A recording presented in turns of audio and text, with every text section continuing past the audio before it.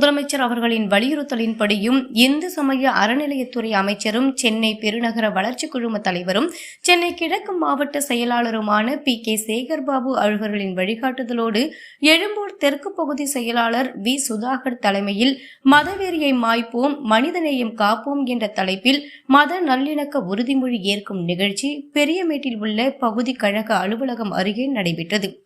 இதில் மலர்களால் அலங்கரிக்கப்பட்டு வைக்கப்பட்டிருந்த காந்தியடிகளின் திருவுருவப் படத்திற்கு பகுதி செயலாளர் V சுதாகர் முன்னிலையில் திமுக பகுதி நிர்வாகிகள், வட்ட பொறுப்பாளர்கள் மற்றும் மகளிர்கள் ஆகியோர் மலர் தூவி அஞ்சலி செலுத்தினர்.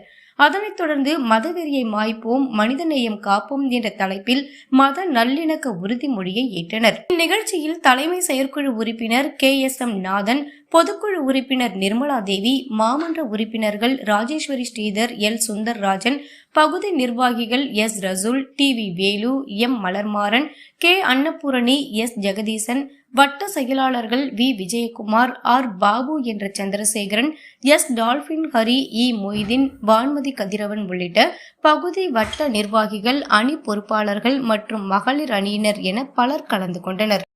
ஒற்றுமை காப்போம், ஒற்றுமையை காப்போம், விளக்குவோம் விளக்குவோம் விளக்குவோம் விளக்குவோம், நமக்குள் உள்ள பிளவுகளை விளக்குவோம்.